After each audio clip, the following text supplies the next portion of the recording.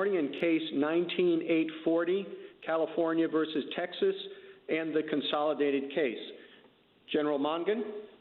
Mr. Chief Justice, and may it please the Court, in NFIB, this Court construed Section 5000A of the Affordable Care Act to create a choice: either obtain the health insurance addressed in Sub A or pay the tax described in Sub B. In 2017, Congress didn't change Sub A or Sub B. It just reduced the amount of the tax to zero. 5000A still presents a choice: either buy insurance or do nothing. That inoperative provision doesn't harm anyone, and it doesn't violate the Constitution. Now, respondents insist that the 2017 amendment requires the Court to tear down the entire ACA, but that theory rests on two untenable arguments. First, respondents contend that Congress transformed Sub A into a command when it zeroed out the tax. That reading is contrary to this Court's construction of the same text. It's at odds with how Congress and the President understood the amendment, and it would attribute to Congress an intent to do exactly what this Court said would be unconstitutional. Second, respondents argue that if this single provision is now unconstitutional, then every other provision of the Act must also fall. But the starting point of any remedial analysis would be the strong presumption in favor of severability, and here the text and statutory structure powerfully confirm that presumption. After a year of debate about the future of the ACA, Congress made a single surgical change. It made 5000A unenforceable by eliminating the only legal consequence for not buying insurance, and it kept every other provision in place.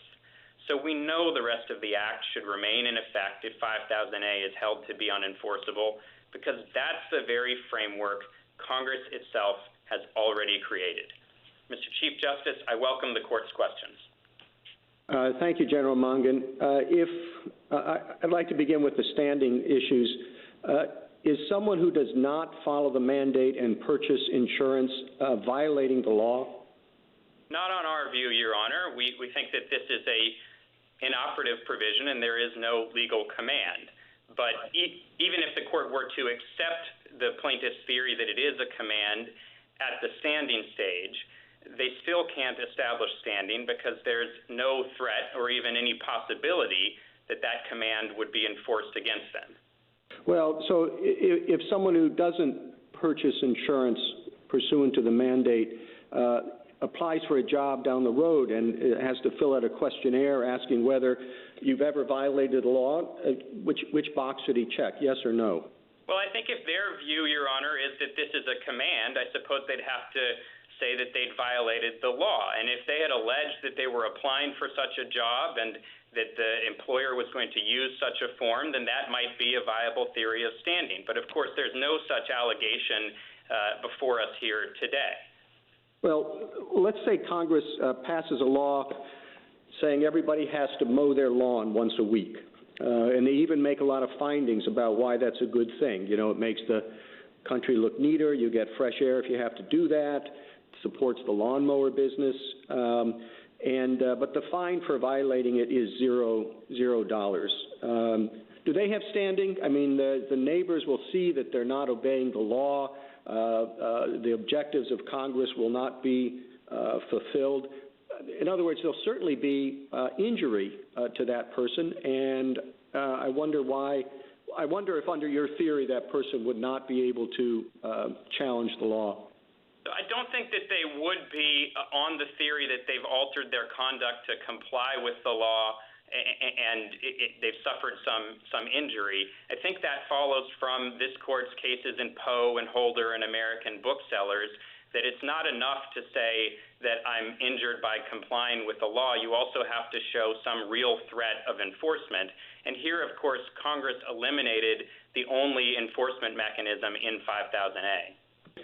Thank you, General. Justice Thomas? Thank you, Mr. Chief Justice. General Mongan, in putting it, the Chief Justice's question in today's terms, I assume that in most places there is no penalty for wearing a face mask or a mask during COVID. But there is some degree of opprobrium if one does not wear it in certain settings. What if someone violates that command? Let's say it's in similar terms to the mandate here, but no penalty. Would they have standing to challenge the mandate to wear a mask? Well, Your Honor, I think under this court's cases, the question comes down to whether there is a real threat of enforcement. If it's just a bare command, I don't see how that would be consistent with cases like Poe and Holder that have looked not just to the question of whether it's a command, but to whether there is a threat or possibility of enforcement. Now, perhaps is that consistent with some of our, for example, our First Amendment jurisprudence, where even without a penalty, you could have a chilling effect? Your Honor, I think that there may be other legally cognizable theories of injury beyond the type articulated by the plaintiffs here, which is strictly focused on I'm complying with this command in a way that harms me. And in this case, we're not in the First Amendment realm, but the states have suggested that there might be some theory of harm from the effects of third-party conduct. That might have been a viable theory, but their problem is that they have not established with evidence that's required on summary judgment that the amended 5000A, which is entirely toothless, actually does inflict such a harm on them. The parties here, the respondents here, really, they're arguing that, as we had in the first ACA case, they're arguing that the mandate in combination with the other provisions really caused their injuries. What is curious here is we have become accustomed to deciding this at the standing stage, and this looks somewhat like a statutory, the severability issue looks like a statutory construction matter. So could you explain to me why we would determine severability at the standing stage? Well, Your Honor, I don't know that the court normally does determine severability at the standing stage. I suppose it could do that in the process of evaluating the federal government's theory of standing by severability. We don't think that that's a theory that's ever been endorsed by this court, and it seems like it would create some serious tension with this court's Article 3 precedent.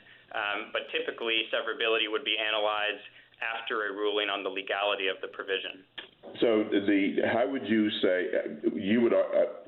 I see my time's up. Thank you, Justice Breyer. Well, I'll follow up on Justice Thomas's question. How do you respond to the United States theory of standing? So it's a novel theory. It's never been endorsed by this court. It would create a fairly massive loophole in Article 3 because in the ACA context, for example, any American who's regulated by any provision of the ACA, biosimilars or the menu calorie count provision, would be able to challenge 5000A without showing that that provision actually harmed them. And I do think it's in tension with this court's Article 3 precedent in several respects. First, what the court has indicated in cases like Daimler-Chrysler is that a plaintiff needs to establish standing for each claim, and they need to show that they are injured by the allegedly unlawful conduct or provision. And here we'd be allowing on the government's theory plaintiffs to proceed without doing that. And second, I think it would create a real concern about advisory opinions because, as I understand their theory, you'd have to accept that the provision is inseverable at the standing stage, then you'd proceed to adjudicate the legality of the provision, and then after that you'd get to severability. But as we know from AAPC, most provisions are severable, so it would lead to a situation where courts are adjudicating the legality of provisions that don't actually harm the plaintiffs before them. Thank you. Justice Alito? Texas has offered evidence that the Affordable Care Act requires it to calculate Medicaid eligibility using modified adjusted gross income, and that this method of calculation has greatly increased the number of persons on Medicaid in Texas, I think by about 100,000 persons. Why can't Texas seek a declaratory judgment that it is not required to calculate eligibility using that method? Well, I think that the problem is that they need to show that they're injured by the provision that they actually allege is unconstitutional, and that provision that Your Honor referenced is separate from 5000A. It would remain on the books even if 5000A were wiped away. So unless the court were willing to accept the novel theory of standing by inseverability advanced by the federal government, I don't see how Texas's theories about many other provisions of the ACA can establish a case or controversy with respect to this claim challenging amended 5000A.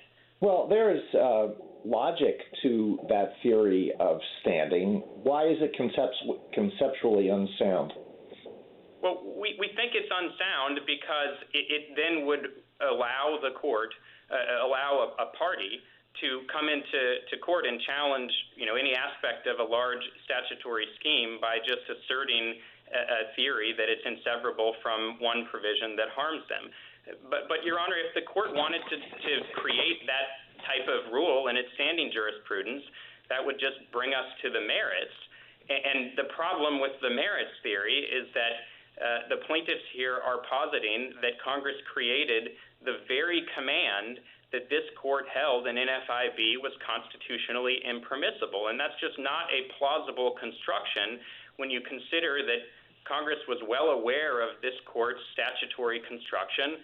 It relied on that choice-creating construction and used it to just render the provision inoperative. Let me ask this related question. If Texas were to fail to use that method, what consequences would follow? If Texas were to fail to use the method for calculating Medicaid eligibility, Your Honor? Yes. I don't know. I suppose it's possible that the federal government could bring some sort of enforcement proceeding against them, or that an individual could sue on the theory that they should be eligible for Medicaid.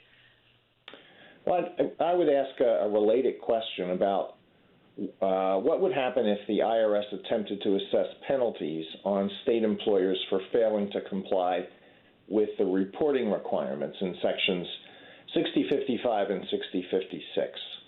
In a collection proceeding, could the state argue that it has no obligation to follow that because they can't be severed from the individual mandate?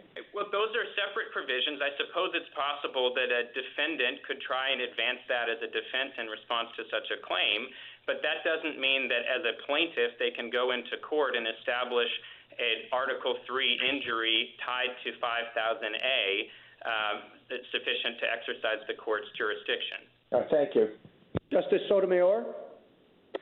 Counsel, if I understand, and please tell me if I understand your point correctly, which is if they have claims challenging the provisions that Justice Alito asked about, they should have brought that challenge, not a challenge based on the individual mandate, correct? That's exactly right, Your Honor, and although they have discussed a lot of the costs that flow from other provisions of the ACA, they haven't directly challenged those provisions, and they haven't advanced any theory as to why those provisions are unconstitutional. Second, counsel, give me your best argument why it would be unreasonable or not legally enforceable for plaintiffs to read the individual mandate as a legal command. You answered Justice Roberts' questions in a hypothetical, but I'm asking, are you accepting that hypothetical or that assumption, not hypothetical, I used the wrong word, assumption, or do you have, what's your best argument that it's not a command? No, we're not, Your Honor. This court authoritatively construed 5000A and NFIB as not a command. It said it was a choice between buying minimum coverage as set out in Sub A or making the alternative tax payment in Sub B. That's an authoritative construction that Congress relied on when it amended the provision in 5000A. Congress did not clearly indicate that it wanted to depart from that choice construction. Rather, it relied on the choice construction, zeroed out the tax as a means of making the provision inoperative. And I think this is a critical point, Your Honor. Congress was entitled to rely on this court's authoritative construction, and we ought to give Congress the benefit of the doubt that it was doing what it said it was doing, preserving a lawful choice, rather than imposing the same But, counsel, I have no quarrel with. but why should we presume that a common citizen who wants to comply with the law would make that assumption? Well, or should make that assumption legally? Well, Your Honor, I think that to the extent that a common citizen is considering the intricacies of federal law, they would consider this court's authoritative and very prominent holding about this provision in NFIB. And of course, they would also consider the very public and repeated pronouncements of the President and members of Congress who said, we've gotten rid of the individual mandate, and now you're allowed to freely choose what to do with whether to buy insurance. One last question. If I understand your standing argument within this, involving the states, but are you arguing that the states are not harmed by the cost of more people enrolling in insurance as a legal matter, or is it that as a factual matter you think they have not yet demonstrated that they were harmed? As a factual matter, Your Honor, we're on summary judgment. It was their burden to introduce specific facts showing that amended 5000A actually drives up their costs. They put in 21 declarations, but they didn't actually address that point. So how do you deal with their argument that you had the burden of coming forth with evidence? Well, I just don't think that that's consistent with precedent. It's the plaintiff's burden at summary judgment to establish that they have satisfied the requirements of standing. Justice Kagan? General, just continuing on this point of the state's standing, I mean, why wouldn't it be right to say something like, look, you can expect that as a result of this law, more people will buy insurance. Even when there's no enforcement mechanism. Just the force of law itself will encourage people to buy insurance. And Texas is now saying, well, that costs us money. It costs us money because of its effect on programs like Medicaid, and it costs us money because we have to send out these forms saying that you've bought insurance. I think that those are Texas's two arguments. Well, Your Honor, we think under this court's precedents in cases like Lujan, that might be enough at the pleading stage, but that it wouldn't be sufficient at the summary judgment stage. But frankly, Your Honor, if we're misreading those cases, we'd be happy to lose on the issue of state standing and litigate this case on the merits and then have Texas's rather minimal showing here set the bar for state plaintiff standing theories going forward. We just don't think that your cases allow it. And why is that? What case doesn't allow it? Well, I think it's just the general principle that a plaintiff must adduce specific facts to establish injury and causation, as the court indicated in Lujan, and that, we would think, would require something more than speculation or supposition. And how about on the individual plaintiff side? This is going back to the Chief Justice's questions. I mean, why shouldn't the force of law itself, a person can say, if the law says I need to do something, then I have to do something. And we want citizens to be law-abiding. Why isn't that enough to create standing? Well, I understand that point, Your Honor, but I think that that's contrary to what this court has said in cases like Poe. I mean, there the doctor plaintiff said, I'm looking at this law. It says that I can't give advice to my patient, and I think the law is unconstitutional, and it harms me because I'm not able to give this advice. And the court said, well, that's not enough. You also have to show a real threat of enforcement. So I think that would be a departure from what this court has indicated before, and it might open the door to quite a number of additional pre-enforcement challenges. Thank you, General. Justice Gorsuch? Good morning, counsel. Let me pick up where Justice Kagan left off. As I understand it, the United States could still bring a civil action to enforce the mandate under 26 U.S.C. 7402A. Is that your understanding as well? That's not my understanding, Your Honor. I think that this court made clear in NFIB that the only legal consequence of not purchasing insurance is the requirement to pay a tax, and Congress has repealed or zeroed out, rather, the tax. So there are no remaining legal consequences, and I don't... Let's just suppose for the moment that you're mistaken, and 7402A would allow a civil enforcement action. Would that change your view about the individual standing? Potentially, Potentially, although I think what this court has looked to is not just the possibility of an enforcement action, but whether there is a real threat of enforcement. And here I don't see how they'd establish that because, of course, the federal government has indicated that there's no further requirement for individuals to purchase health insurance, at least at the highest levels of the executive branch. That's the signal that's sent out to the country. So individual Americans would have to await an enforcement action before bringing a lawsuit challenging a federal statutory command? Well, that's our understanding of your cases, Your Honor. But again, if we're misreading the standing cases, we're very happy to litigate this question on the merits because we don't think that they have any plausible basis for reading this as a command, and we'd be happy to have the court reach that question either at standing or on the merits. And then with respect to the states, again, picking up on Justice Kagan's point, I thought I heard you agree that the theory of standing, that there's raised costs on enrollment-based injuries or compliance-based injuries could be enough to secure standing. It's just a failure of proof at the summary judgment stage. Is that a fair summary of your position?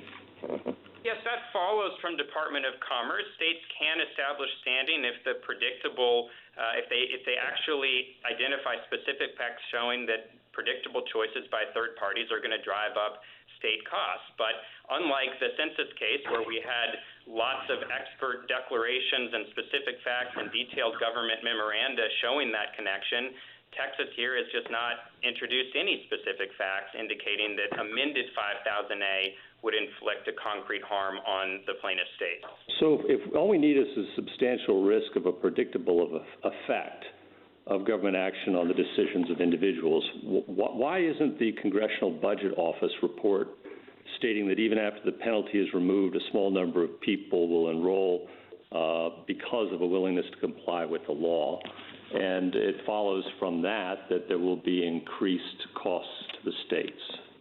Your Honor, I think this CBO report from 2017 is probably the best thing they have going for them on state standing. We don't think it's sufficiently specific. It's a single sentence, and CBO didn't offer any data backing it up.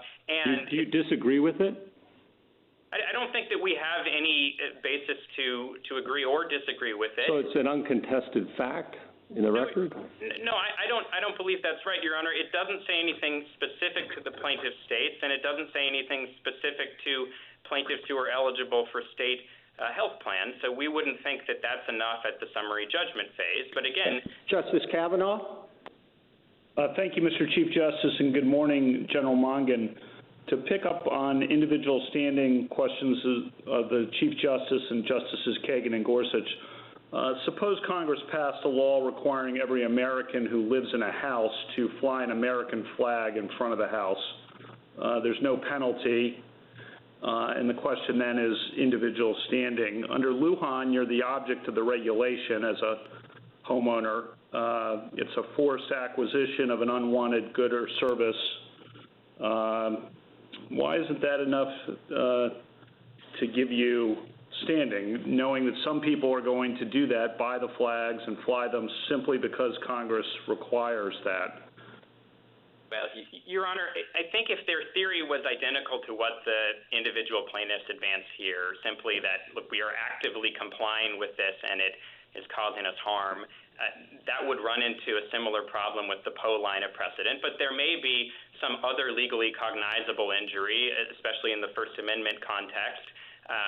And we're not disputing that plaintiffs can try and advance those types of theories of injury. We just don't think that they're substantiated under the circumstances of this case. And on the CBO report that Justice Gorsuch mentioned, do you disagree that some people will follow the mandate and purchase insurance solely because of their willingness to comply with the law?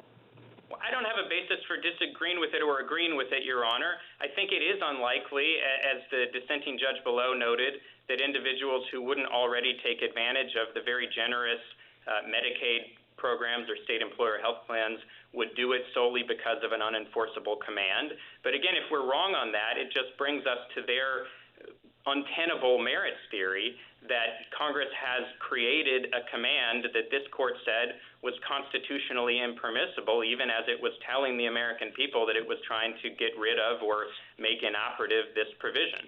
On the point that you mentioned that allowing individual standing here might open the door, are you aware of any other examples in the U.S. Code, at least, where Congress has enacted a true mandate, not something hortatory, but a true mandate with no penalties? Your Honor, I'm not aware of that, and we don't think that's what Congress did here. We think that they just... Yeah, I take that point. I was just wondering if you were aware of an example. On the merits of the claim, under NFIB, obviously it was justified under the taxing clause, but it now doesn't raise revenue. How do you respond to that point? So in light of the NFIB construction, what Congress did here was to create an inoperative provision. It doesn't require anybody to do anything, and Congress has routinely created inoperative provisions. It's done so since the founding, and they haven't been viewed as constitutionally problematic because they don't alter legal rights or responsibilities or bind anyone. Thank you. Justice Barrett?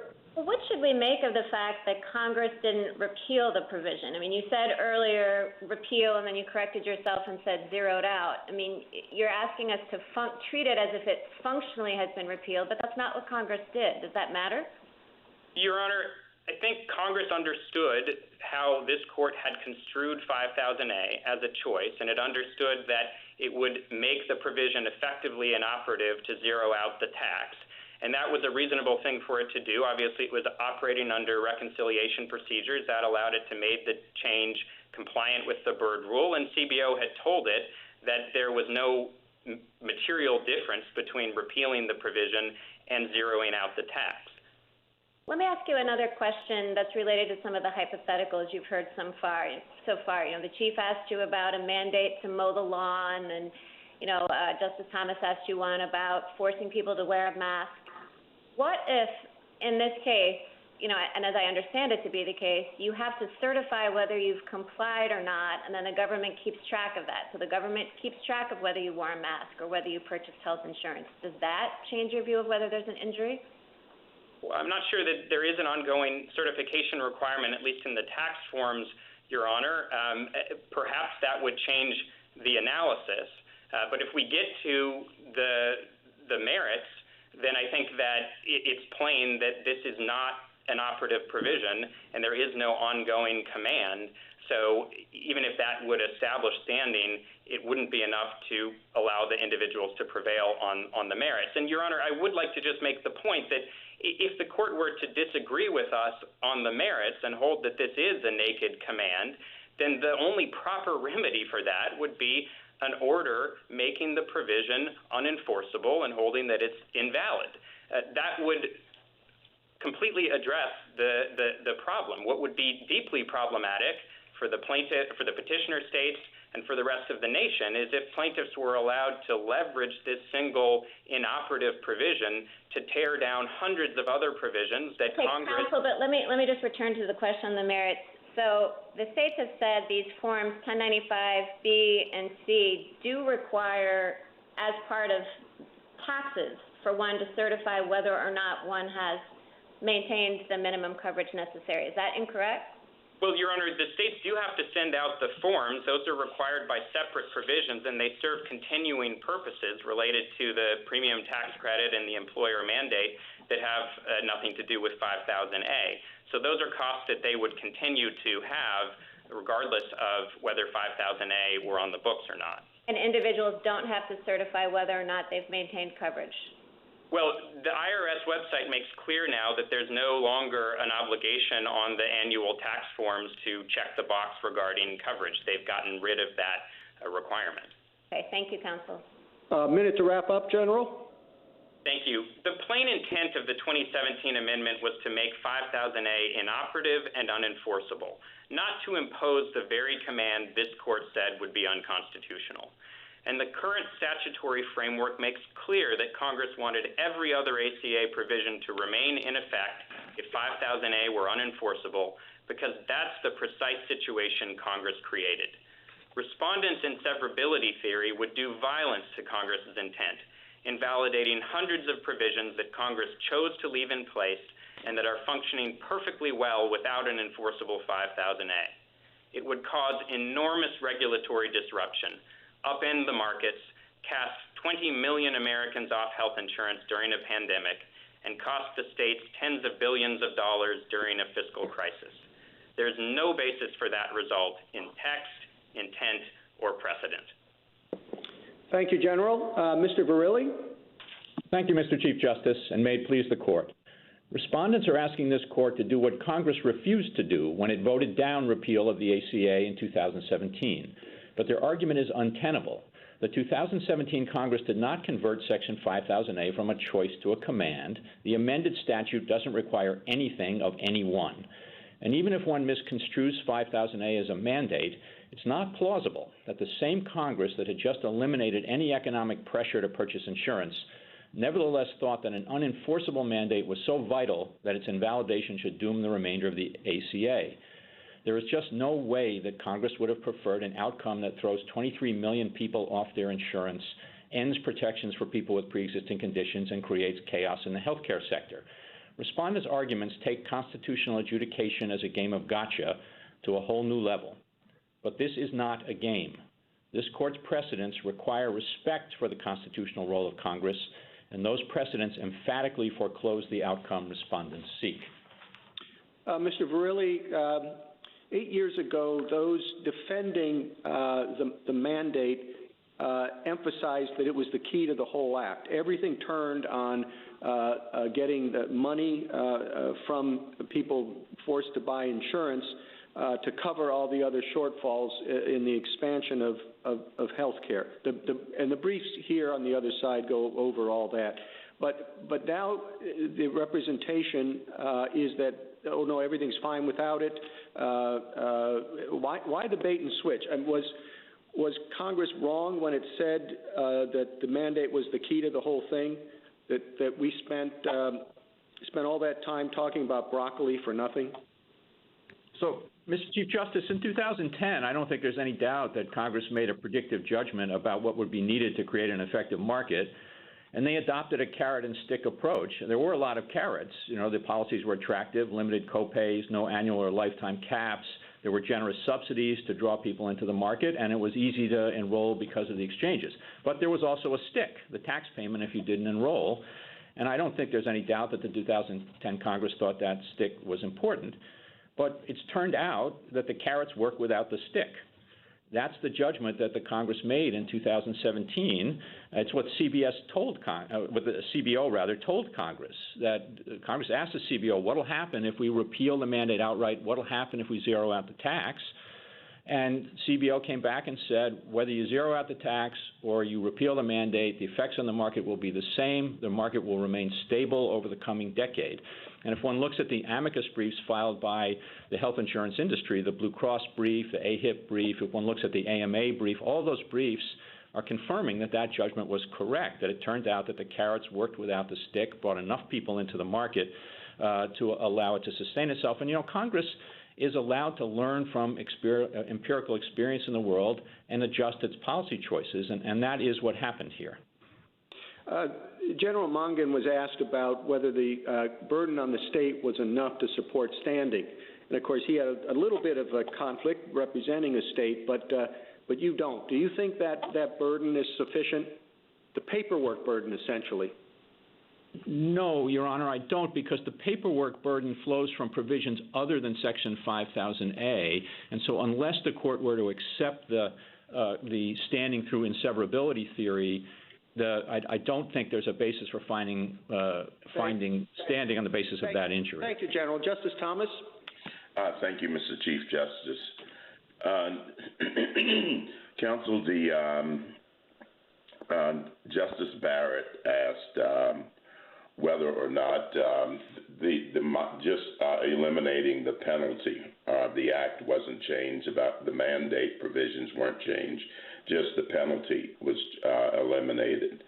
So was that all that was necessary to eliminate the centrality of this and importance of this provision? Because when you argued that, when this case came up, as the Chief Justice said some years ago, this provision was the heart and soul of the Affordable Care Act. And I know the assessment has changed, but the provision hasn't changed with the exception of the penalty. Could you explain why that penalty provision was so critical to the centrality of this provision? Well, I think, Your Honor, this does go to the heart of the severability question, and I guess the argument that my friends on the other side are making is that the continued existence of 5000A sub A, even though it's unenforceable and there's no tax anymore, is still central to the operation of the Act, such that under the Court's inseverability precedents, Congress would have preferred that the entire Act come down if that provision was struck down. And I think there are 4 reasons why that can't be right. First, you'd have to accept that the 2017 Congress said, we're going to eliminate any financial pressure to stay in the market, but the moral suasion is still so important that the entire law has to fall. And I just don't think that's a plausible account of what happened in 2017. Second, Congress asked the CBO what would happen if they repealed, what would happen if they zeroed out the tax. And the CBO came back and told Congress the effect on the market will be the same either way. In other words, there will be no material difference between zeroing out the tax and flatly repealing Section 5000A sub A. And that's the context in which Congress acted here. Third, the contemporaneous history is quite clear. The President, the congressional leadership, the bill sponsors, the committee chairmen, they all were shouting from the rooftops that they were repealing the mandate and giving citizens complete flexibility about whether to purchase insurance. That is not what you would be saying to the world if you thought that moral suasion was essential to keep the system going. And finally, even if you thought that Congress really did have an interest in continuing moral suasion, that doesn't mean that they would have preferred to bring the whole ACA crashing down if 5000A were declared unconstitutional. And in that respect, I think it's a lot like Celia law. There, in contrast to here, you had actual evidence that Congress wanted the CFPB director to be independent of the president. And that was, here it's just a hypothesis. There was evidence, but the court made the judgment there that Congress would not have preferred to see the entire CFPB come crashing down if that independence were eliminated. And I think that same kind of reasoning applies very strongly here. Thank you.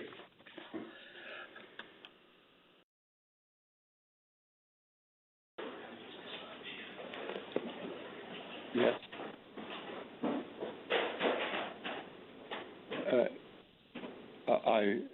Justice Breyer, can you hear me? Justice Breyer? Yeah. Thank you, Justice Breyer. Yeah, I'm connected, I think. Question about severability. Since at the time we heard, when this was first passed, that the mandate was absolutely crucial, as you pointed out, because unless people buy insurance under this mandate, the other provisions such as you don't have to worry about pre-existing conditions, etc., won't work. All right. Why isn't that fact? I'm sorry, Justice Alito? Something happened. I'm sorry, my machine didn't work. Yeah, I thought Justice Breyer was still on his time. No, Justice Alito? Oh, all right. Well, thank you. Mr. Verrilli, this does seem like deja vu all over again. But let me ask you this question about the theory of standing by severability. Suppose there's a very simple statute. It has 2 provisions, A and B. I am hurt by B. I am not hurt by A. A is unconstitutional. The statute has a clause that says if A falls, B falls too. Under those circumstances, would I lack standing to challenge A?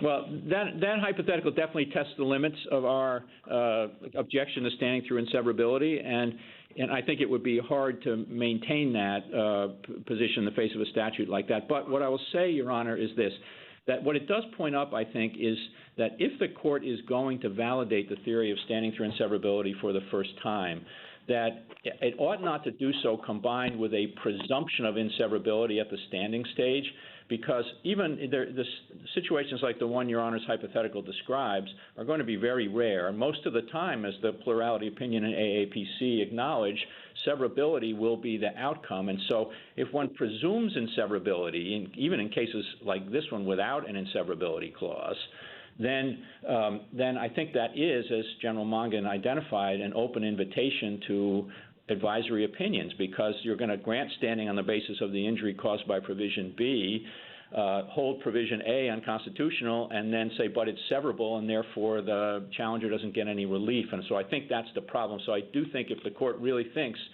that standing through inseverability is a valid theory of establishing Article III injury, that that ought to come with an analysis at the standing stage of the severability issue. I mean, what you have said about what Congress thought in 2017 perhaps illustrates the difficulty of trying to identify anything that was thought by the majority of Congress other than what it says in a law. A lot of people, a lot of members in 2017 may well have thought that eliminating the penalty or the tax would not cause any harm and the whole act could continue to function well without it. But others who voted for it may have done so precisely because they wanted the whole thing to fall. So I don't know what we can make of what was done in 2017 along the lines that you've said. So, Your Honor, I think that question points up the wisdom of the analysis in the AAPC plurality to focus on objective indications, statutory text and context. And beyond that, I would say I don't think it would be an appropriate thing for the court to do to assume that there were members of Congress who actually acting in violation of their oath to uphold the Constitution by voting for a provision they knew to be unconstitutional in the hope it would bring the law down. I just don't think that's a premise the court ought to indulge in any case, and certainly not in this one. When applying the objective factors, what we know is that Congress zeroed out the tax penalty, which is a very strong textual signal that Congress did not think that the 5000A sub A needed to, what was necessary to play any significant role in maintaining these markets. And of course, the context here. Justice Breyer, we apologize for the audio difficulties, and we'll go back to you. Oh, that's all right. It's not a problem. Go ahead. Good. Justice Sotomayor? Counsel, am I assuming your answer to be that given a choice between, or among, because there could have been many choices, between invalidating the entire ACCA and just zeroing out the tax, that the 2017 Congress's choice was to just zero out the tax, correct? Yes, that's manifest on the record, Your Honor. There were efforts to repeal the entire ACA. Those efforts failed in the Senate. They were voted down. So we know that that effort to repeal the entire ACA was voted down, and the only change made was this, the zeroing out the tax in 5000A. And so if the choice is, yet again, after NFIB, declaring the individual mandate unconstitutional, if one sees it as a command, the 2017 Congress has already told us that it doesn't want the rest of the act to fall, correct? That's certainly our position, Your Honor, and that and it just would be utterly inconsistent with everything Congress had before it, with the judgment Congress made, and with the wide announcement to the public that this amendment effectively repealed the mandate. Counsel, there's an intuitive feeling that if the individual mandate is struck down with respect to standing in the states, that they would have less reporting cost because, or less enrollees in their Medicaid and CHIPS program. That's their argument about standing, correct? That's their argument. Aside from inseverability, that's the only direct injury they claim flows from 5000. Would you address that argument? Your co-counsel for the states seems to say there's no evidence that that's true or false. But I thought many of the briefs showed that it was a faulty premise for other reasons. Do you agree with that? Yeah, I mean, there's definitely no evidence. General Mongan went through that. That's correct. It was summary judgment, and under Lujan, they had a burden. They didn't meet it. But apart from that, basically their argument, I think, boils down to what they claim is common sense, which is, look, people are going to read this mandate and they're going to enroll, and and that in Medicaid to satisfy it. But, I really think it's the opposite of common sense. I mean, the theory here is there were people out there who weren't enrolled in Medicaid before when the mandate was accompanied by a tax consequence, and therefore were subjecting themselves to the tax consequence. Congress amends it to get rid of the tax consequence, and those people say, oh, well, Congress got rid of the tax consequence, but look, there still seems to be a mandate, so I'm going to go enroll in Medicaid now. Justice Kagan? Mr. Verrilli, I understand your view that the empirics of how this law works have changed since 2010 or 2012. But we still have some relics of the old view, which is that the individual mandate was the key to everything, some relics of that in the law. And I'm pointing specifically at what the plaintiffs in this case sometimes call the inseparability provision, which is a finding, basically, that the mandate was essential to creating effective health insurance markets. And I guess I'm wondering, what do we do about that, the fact that that finding still exists in the law? Does that constrain us in any way? Well, it's clear that I think that it doesn't overcome the strong presumption of severability because it's not an inseverability clause. Now, if the Section 18091 had said, if Section 5000A is declared unconstitutional, then 42 U.S.C. 300 GG shall be deemed inseverable. Those are the insurance protection provisions. We'd have to make an implied repeal argument. I think we'd have a strong one, but we don't need to make that because the finding is not an operative provision of law. It's just a finding, and I think what's key is that what it expresses is the 2010 Congress's view about the state of affairs that existed in 2010. As a textual matter, the provision is addressing Section 5000A as it was originally enacted in 2010. That is, the insurance, the mandate to purchase insurance backed by the tax. Now, the argument that my friends on the other side are making is that the 2017 Congress must have continued to agree with that finding because it didn't repeal the finding. But the 2017 Congress couldn't possibly have agreed that a requirement backed by a tax consequence was essential to an effective market because the 2017 Congress eliminated the tax consequence.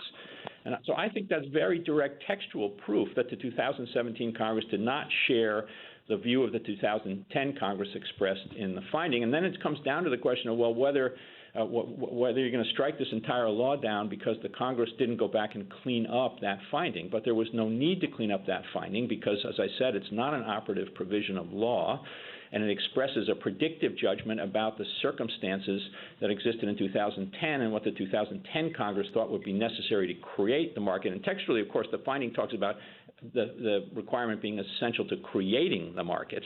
And by 2017, the market had been created. It was up and running. CBO told Congress to continue to run in a perfectly reasonable way if you eliminated this penalty. So I think that remnant from the finding. Good morning, Mr. Verrilli. I'd like, if we could, just for a moment, put aside standing and put aside your remedial arguments and just focus on the merits.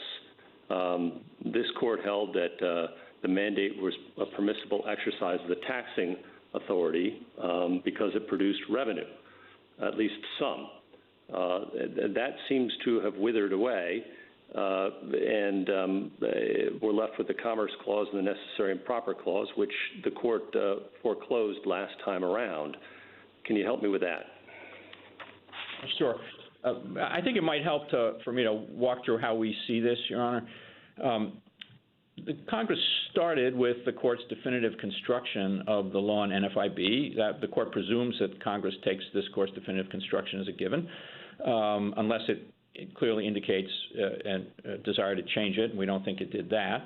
And so it starts from the premise that this is a lawful choice. It was a lawful choice between maintaining insurance or paying the tax prescribed in subsection C. And I don't think there's any doubt that Congress was acting within its powers when it amended subsection C to reduce the tax to zero. You can either think of that as inherent in the tax power or necessary and proper to it, but it has to have the ability to take that step. And so what remains is a statute that isn't operative and doesn't have any consequences for anyone. So it's effectively like a statute that's been repealed, and that's, I think, why so many in Congress and the President described it as effectively as a repeal. Now, Well, our sense... let's just put that aside for the moment, okay? And if we're focusing on the merits and assume the mandate is still something, it's on the books.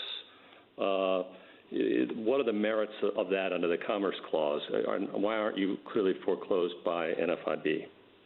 Well, we're not making an argument under the Commerce Clause because of NFIB, of course. Our view is that because it's an inoperative provision at this point, that it really doesn't have any more need for an enumerated power than when Congress enacts a hortatory statute. I understand the premise of Your Honor's question is to disagree with that. I think to the extent the Court thinks an enumerated power is necessary, we think it could be justified as necessary and proper to the taxing power because it leaves the framework of the taxing mechanism in place in case Congress wants to do it in the future. Thank you, Counsel. Justice Kavanaugh? Good morning, Mr. Verrilli. Assume standing for purposes of these questions, and on the merits, the mandate is currently structured, seems difficult to justify under the taxing clause for the simple reason that it does not raise revenue, among others, so it's hard to call it a tax now. And so I think you were just indicating you can't justify under the Commerce Clause because 5 justices in NFIB said you couldn't. Can you explain your necessary and proper argument, just so I have that? You were on that. Yeah, it's the one we made in our brief, Your Honor. It's that the Congress has the way the law exists now. The Congress has maintained the structure that existed before the zeroing out of the tax in 2017, such that should Congress decide in the future that it needs to reimpose a tax, that it doesn't need to engage in wholesale reworking of the law, it can just step back in and change the number again. And in that respect, it's not entirely different. It's not the same. I'm not saying it's the same, but it's not entirely different from a tax law that Congress enacts where the tax is suspended for a number of years, and we think that suffices. But I do think, Your Honor, that what this points up, even if the Court disagrees with us here, and even if the Court thinks that... I'm sorry to interrupt, Mr. Verrilli, but let's assume, just for the sake of argument, assume I don't agree with that, and then we get to severability. I tend to agree with you. This is a very straightforward case for severability under our precedents, meaning that we would excise the mandate and leave the rest of the Act in place, reading our severability precedents.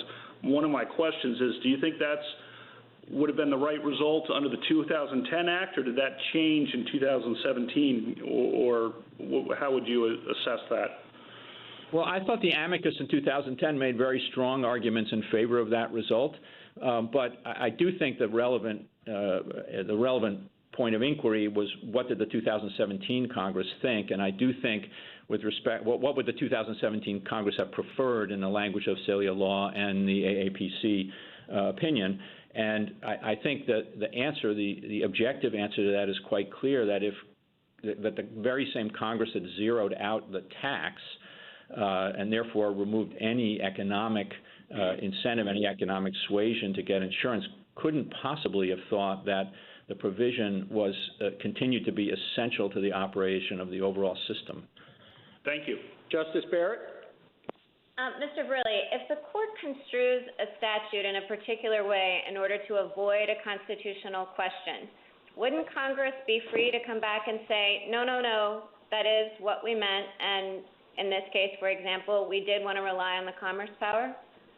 In other words, why would an avoidance construction of a statute lock Congress in? Neither an avoidance construction nor a straightforward construction would lock Congress in, Your Honor. I agree with that, but here I think that, but I do think the presumption applies either way. Once this Court has definitively construed a statute, that is what the statute means. And the Court assumes that Congress takes that meaning as a given, and can rely on that construction by the Court when it amends the statute. And absent clear evidence that Congress wanted to depart from the Court's definitive construction, the presumption is that the definitive construction stays in place.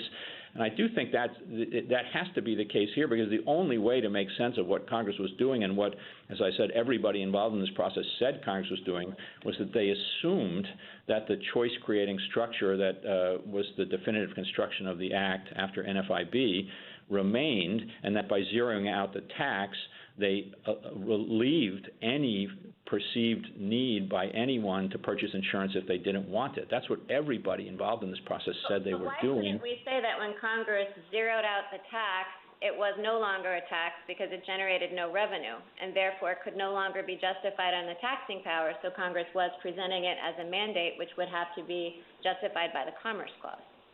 Well, I think for the reasons I said, Your Honor, and I do think that the statements by the legislature, by the legislators and the President and everyone else, I know that that's legislative history in a sense, but I do think there's wide agreement that those kinds of statements can be looked to as evidence of what, of the meaning that a provision is capable of bearing. It's clearly capable of bearing the meaning that we've identified, and it seems like the only explanation for what Congress did here is that they assumed that that was its meaning. If they had assumed the opposite and wanted to impose a command, I presume they would have, somebody would have said that, and everybody said the opposite. And of course, a minute to wrap up, Mr. Verrilli. Thank you. The Affordable Care Act has been the law of the land for 10 years. The healthcare sector has reshaped itself in reliance on the law. Tens of millions of Americans rely on it for health insurance that they previously couldn't afford. Millions more rely on the Act's other protections and benefits. To assume that Congress put all of that at risk when it amended the law in 2017 is to attribute to Congress a recklessness that is both without foundation in reality and jurisprudentially inappropriate. In view of all that has transpired in the past decade, the litigation before this court, the battles in Congress, the profound changes in our healthcare system, only an extraordinarily compelling reason could justify judicial invalidation of this law at this late date. Respondents' arguments in this case are anything but. They should be rejected. Thank you. Thank you, counsel. General Hawkins. Thank you, Mr. Chief Justice, and may it please the court. This case should be resolved on the basis of three operative provisions that appear in the U.S. Code today. The first is the individual mandate, which is a command to the American people to purchase health insurance that the federal government deems suitable. The second is a penalty provision that ensures that the mandate raises no revenue for the federal government. The third is a legislative finding enshrined in the text of the law itself, declaring the mandate essential to the operation of the marketplace reforms that the ACA set out to achieve.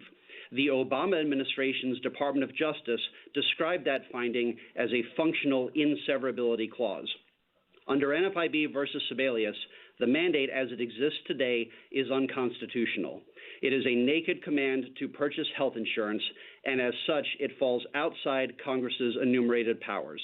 And the legislative findings declaring the mandate essential require this court to conclude, as did the district court below and the joint dissent in NFIB, that the mandate is inseverable from the remainder of the law. In asking the court to hold otherwise, petitioners are really asking this court to ignore statutory provisions in the U.S. Code. Petitioners instead prefer to hypothesize about what various legislators might have been thinking when they voted to eliminate the penalty provision, yet retain the mandate and the legislative findings. But that's just an argument that this court should set aside the text of the law in favor of non-textual considerations.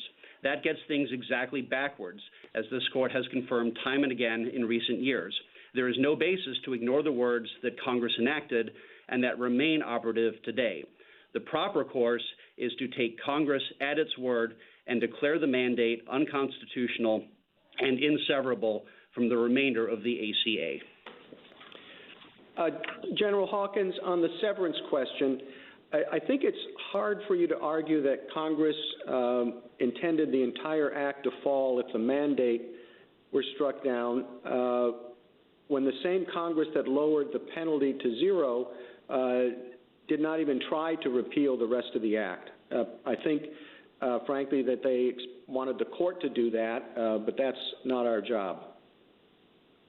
Well, Mr. Chief Justice, I would respectfully submit that it is this court's job to follow the text of the law as written, and I think it's critical that in 2017, Congress could have excised the legislative findings in 18091, but it chose not to do so. It could have excised. Well, but I mean, I certainly agree with you about our job at interpreting the statute. But under the severability question, we ask ourselves whether Congress would want the rest of the law to survive if an unconstitutional provision were severed. And here Congress left the rest of the law intact when it lowered the penalty to zero. That seems to be compelling evidence on the question. I don't think so, Mr. Chief Justice. I think what that establishes, or at least one reasonable reading of what happened, is that Congress wanted to give the American people a tax cut.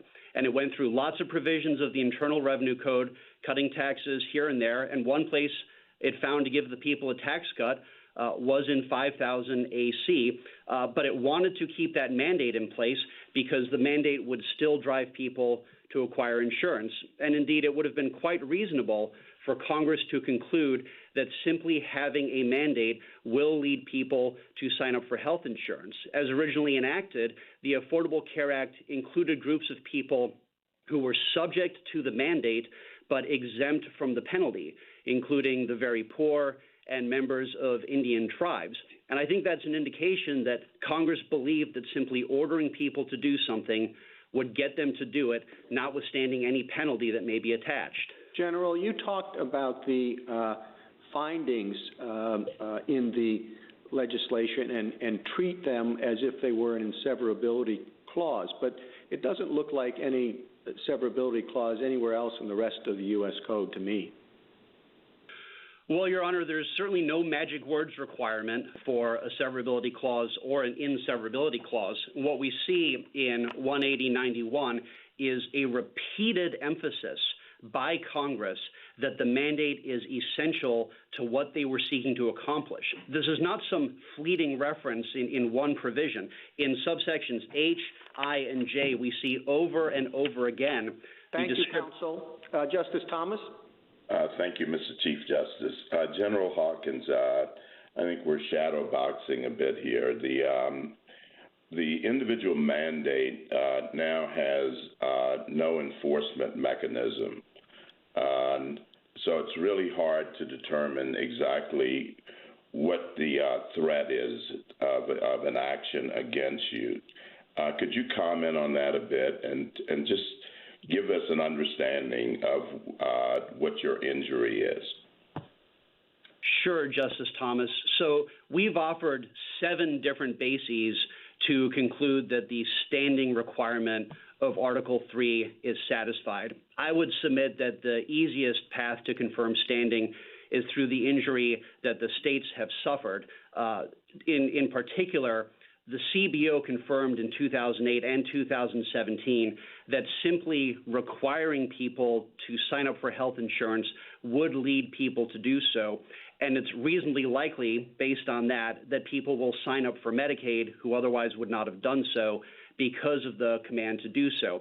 Now, General Mongan suggested that we'd not put on evidence of that, and I respectfully disagree. We've put on the 2008 and 2017 CBO reports, the individual affidavits themselves at pages 73, 76, and 77 confirm that individuals will sign up just based on a command to do so. And there are numerous state affidavits, including from Mississippi, Missouri, and South Dakota at 148, 154, 187, talking about costs imposed by the mandate on the states.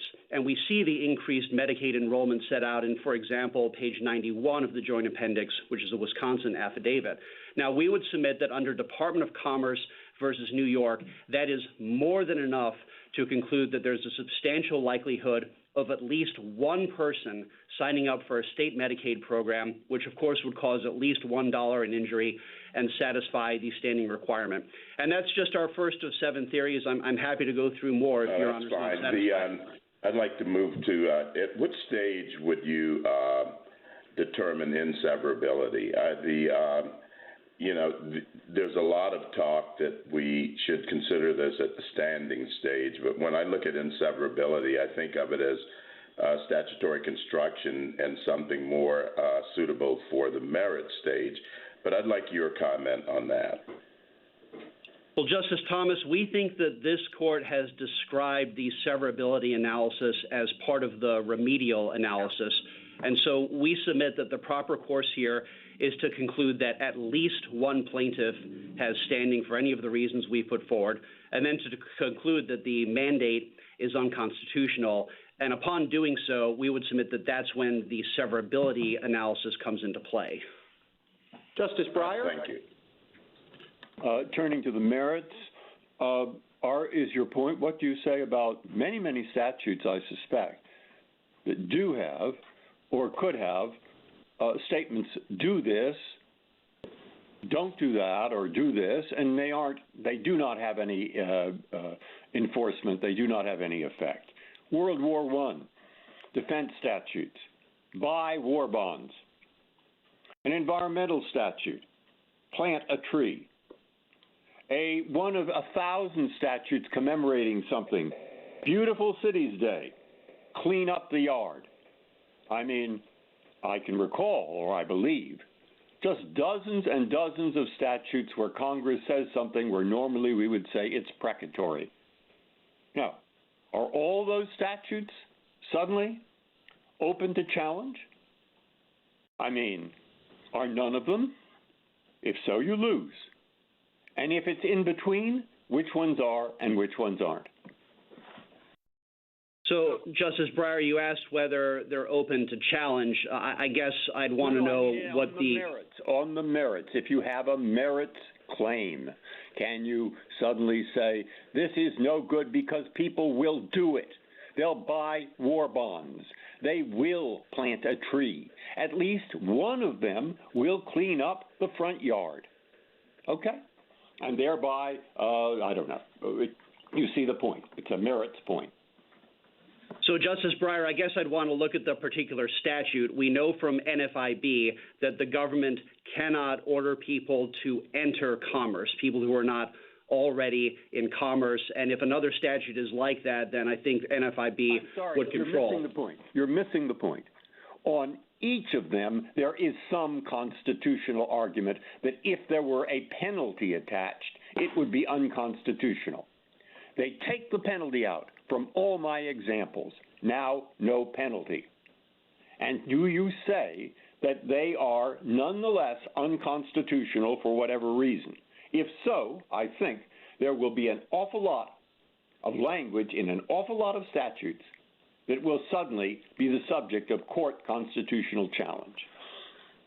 Justice Breyer, we don't dispute that inherent in the nature of sovereignty is the power for the government to speak, and so we don't challenge the idea of truly hortatory statements or Congress giving suggestions or recommendations. And if those statutes could be read that way, then that might change my answer. But what we have here, and this is, I think, the critical difference, it is not some suggestion, not some hortatory statement. It is the law of the United States of America today that you have to purchase health insurance, and not just any health insurance that the federal government has decided would be best for you. And that is certainly subject to challenge. Thank you. Justice Alito? General Hawkins, can I ask you, I hope, two quick questions about your theories of standing. First of all, as to increased Medicaid costs because you are required to calculate eligibility based on modified adjusted income. What would happen if you didn't do that? Well, we don't know for certain because we haven't tried, but I believe the federal government could bring some action against us, or somebody who should be eligible for Medicaid under the ACA but isn't because of the way we've done the regulations, I suppose would be able to sue us. Would there be penalties? Does the Affordable Care Act set out any penalties for failing to do that? I don't know of a specific penalty or fine that would be levied against the state in connection with a failure to comply with the MAGI requirements. Of course, there are penalties that states can suffer in connection with IRS reporting and other things like that. Okay. As to the reporting requirements in Section 6055 and 6056, the consequences for failure to comply with those, I believe, would be a penalty under the Internal Revenue Code. which this court has suggested is a tax for purposes of the Anti-Injunction Act. So how could that theory of standing survive the limitations imposed by the Anti-Injunction Act? Well, the provisions in 6055 and 6056 flow from the mandate and are echoed in IRS regulations. The 2020 instructions, which were released recently, say that the states have to provide this information to the federal government about how they are covering as employers their employees. And that reporting requirement itself inflicts a pocketbook injury on the states. Those forms don't produce themselves. And our theory is that that pocketbook injury itself is enough to satisfy Article 3. I don't think that poses an AIA problem. And indeed, those injuries, as the Fifth Circuit correctly held, flow from the individual mandate itself and are traceable back to the mandate. Thank you. Justice Sotomayor? Counsel, I'd like to understand that a little bit more, your last statement.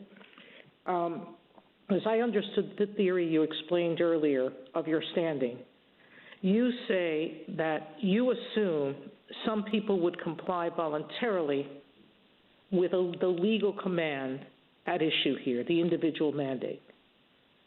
As I understand it, the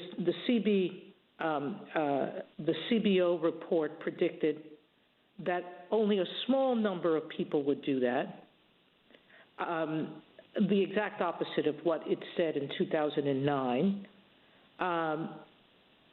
because of a willingness to comply with law. But you have to take it a step further. You have to prove that that small number would include people who didn't enroll for Medicaid and didn't enroll for CHIPS when it was a legal requirement as a tax, but they would do so now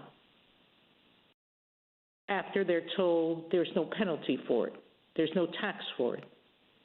At some point, common sense seems to me would say, there's only a small number of people who would do it. That small number of people have to include Medicaid and CHIP recipients to affect you as the state at all. And they would, once they're told there's no tax, enroll now when they didn't enroll when they thought there was a tax. Does that make any sense to you?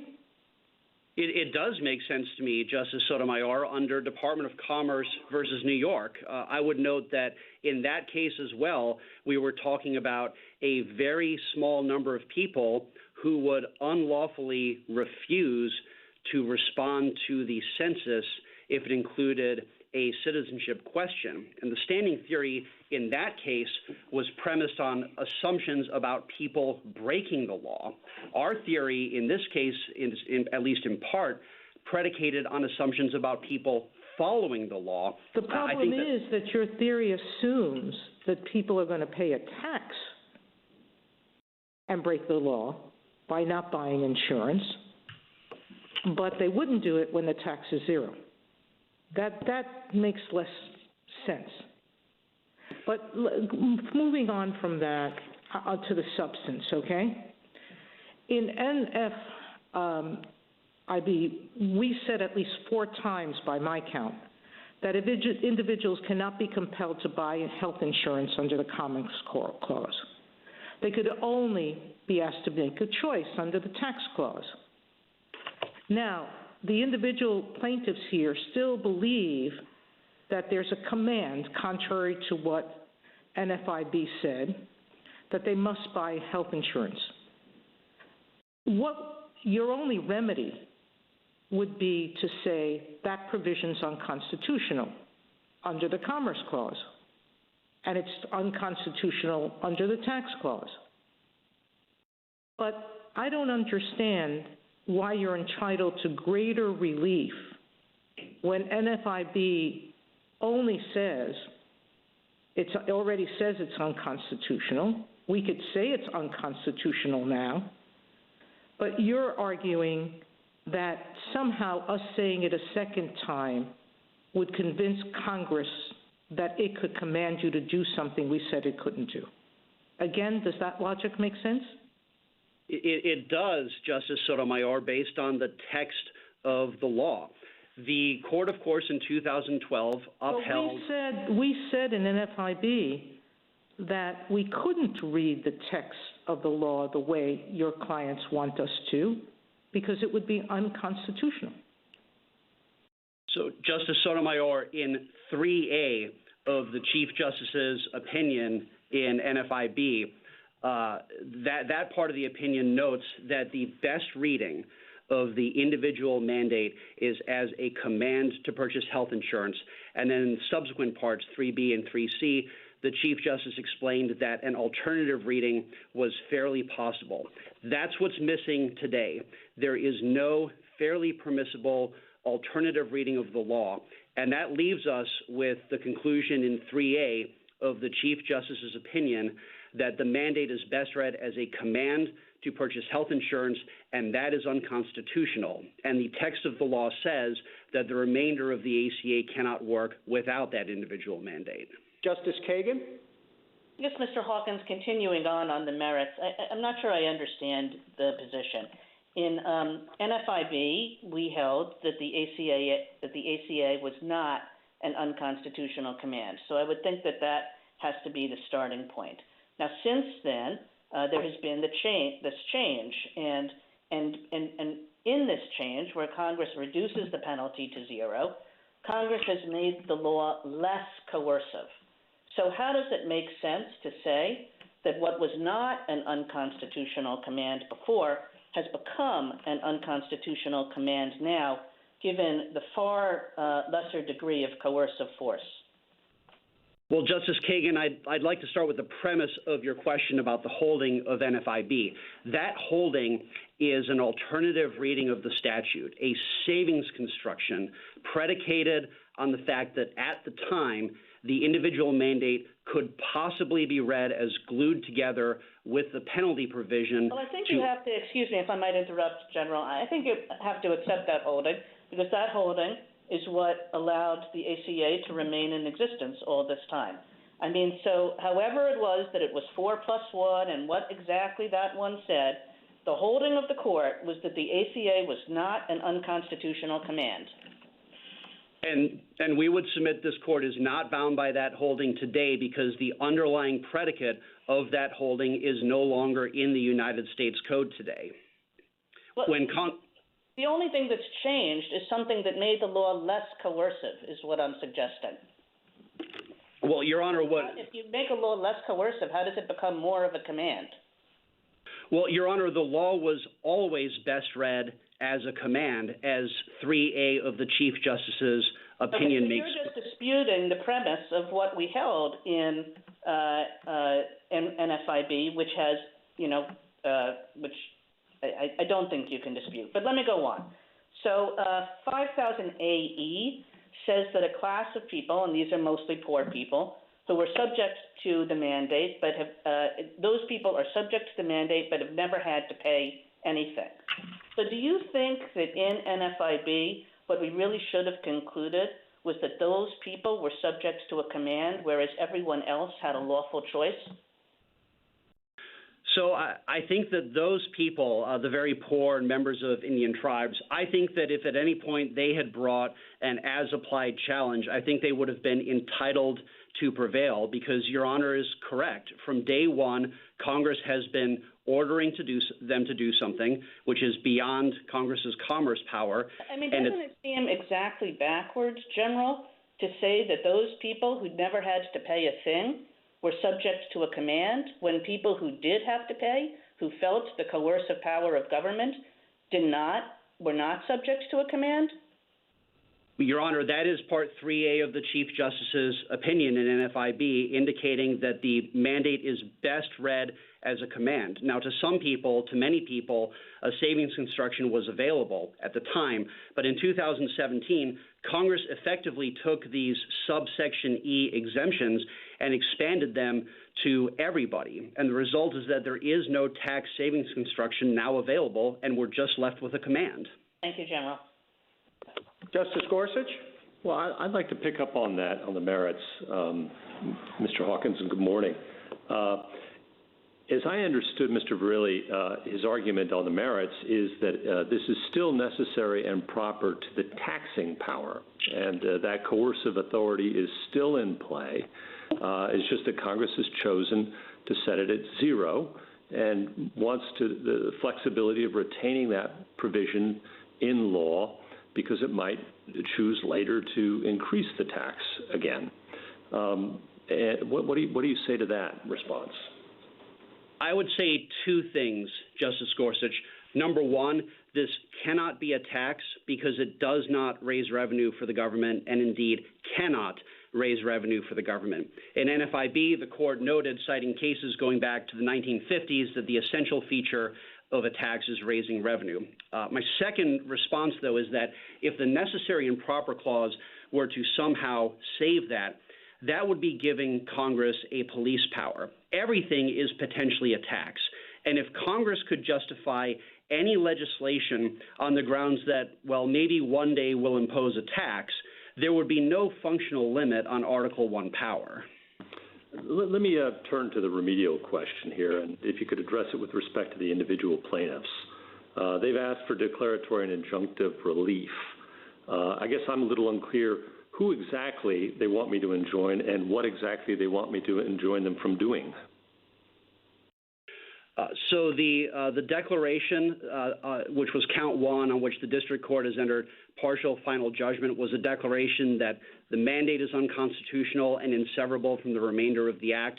The defendants include the United States, HHS, the IRS, and their respective commissioners. And so the judgment would be a declaration that the defendants cannot would be a declaration that the individual mandate is unlawful and inseverable from the remainder of the act.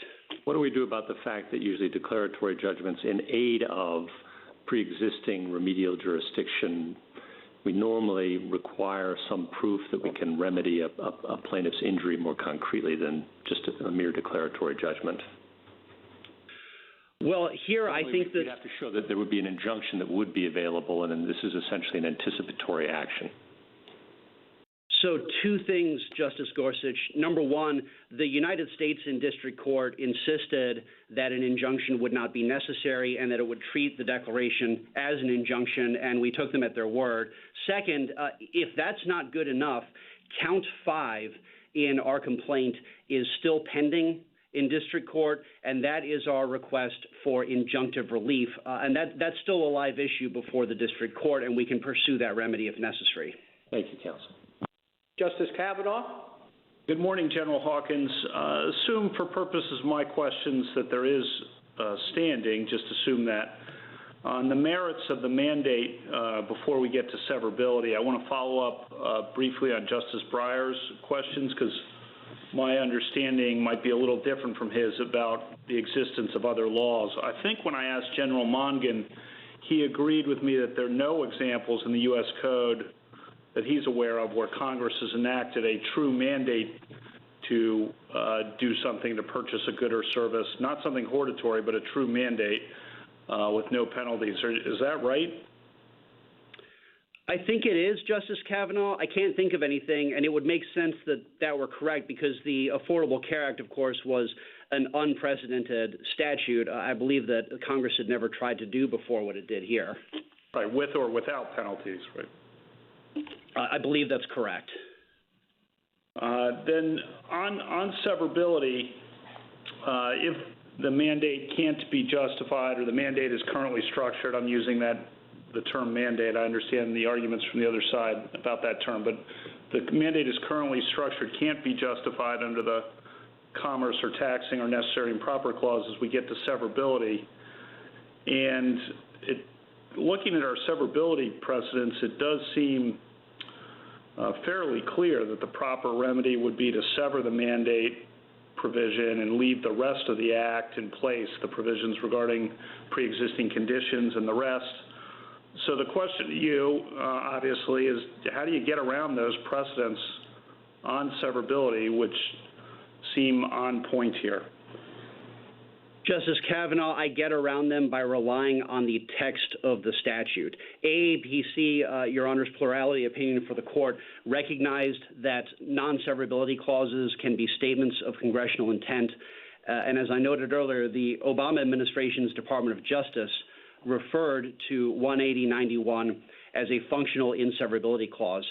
In that statute, we've got multiple instances of Congress insisting. I'm sorry to interrupt, but inseverability clauses usually are very clear, and we did indicate what they look like in AAPC, and we cited an example of what they look like. And, you know, Congress knows how to write an inseverability clause, and that is not the language that they chose here. So I agree with you about focusing on the text, very much agree with that, but I just having trouble seeing that as the equivalent of a inseverability clause. Justice Kavanaugh, we would respectfully submit that that would elevate form over substance. In subpart H, we see the mandate as essential to the larger regulation of economic activity. In subsection I, it's essential to creating effective health insurance markets. And the same thing again in subsection J. This is Congress saying over and over again that the mandate is essential to the operation of the law. And I don't believe there's any serious argument that Congress would have enacted the ACA in 2010 but for the individual mandate or without the individual mandate. Well, they did something to that effect in 2017, however. Well, in 2017, they gave the American people a tax cut, but they wanted, evidently, to continue ordering people to acquire health insurance, and they left in place the finding saying that that requirement is essential. And it's worth... Don't you think in 2017, do you read Congress as having wanted to preserve protection for coverage for people with pre-existing conditions? Because it sure seems that way from the record and the text. Well, Your Honor, we would submit that the best approach is to just look at what's in the United States Code rather than get into the game of what different legislators might have been thinking and saying in speeches and all that. And indeed, Congress certainly could have excised these findings. We've seen Congress amend legislative findings before in cases like Lopez, where Congress amended its findings in response to this court's grant of certiorari. It's telling that Congress didn't do that here, and it's telling also... Thank you. Justice Barrett? Good morning, General Hawkins. I want to go back to Justice Gorsuch's questions about standing for the individual plaintiffs. So let's say that we agree with you that the mandate, by making them feel legal compulsion to purchase insurance, has caused them a pocketbook injury. Why is that traceable to the defendants that the individuals have actually sued here? I mean, I can see how it's caused by or traceable to the mandate itself, but how is it traceable, say, to the IRS or to HHS? Why is it their action that's actually inflicting the injury? Well, so Justice Barrett, we have sued 5 defendants, including the United States, and this court has applied a long-standing presumption that the federal government acts in good faith. And by suing the 5 defendants who we have sued here, I think that's the best way of ensuring that the individual plaintiffs' injuries from the individual mandate and the other parts of the ACA that interact with the individual mandate will be fully remedied. But doesn't it really seem that Congress is the one who's injured the individual plaintiffs here, and you can't sue Congress and say, hey, you've put us under this mandate that's forcing us to buy insurance and that's harming us, right? Well, we've sued the United States. It is the United States' law that the individual plaintiffs have to acquire health insurance that the United States thinks is good for them. Let me switch gears a minute and talk about state standing. There's some confusion, or I mean, it's my confusion based on differing positions taken in the briefs about these 1095B and C statements. So the House, at page 31 of its brief, says that the states would have to issue them regardless whether the mandate is intact in the statute or not. But the states point to the cost of producing these, these forms and mailing them out as part of what's created their pocketbook injury. Who's right? So they are correct, Justice Barrett, that 6055 and 6056 are independently on the books. But if this court were to apply the longstanding presumption that the federal government will operate in good faith and respect this court's judgments, then it is reasonably likely that a declaration from this court that the mandate is unlawful would prompt the federal government to in any way reduce the administrative burden that that paperwork causes, including going through and saying who had what kind of coverage during which month. So I think that's enough to satisfy traceability and redressability, as the Fifth Circuit correctly concluded. Okay, thank you, counsel. General Hawkins, you can take a couple of minutes to wrap up. Thank you, Mr. Chief Justice. Just a couple of points. On standing, the regulatory burden that is imposed today by the IRS forms is the most straightforward way to conclude that the states have suffered a pocketbook injury. And in any event, Department of Commerce versus New York confirms that the states suffer another pocketbook injury as a predictable consequence of ordering people to sign up for insurance.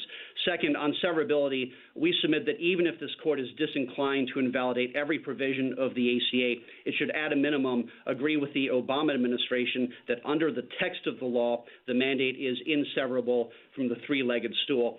Third, on practical effects, I want to emphasize that we recognize the reliance interests at stake in this regulatory regime.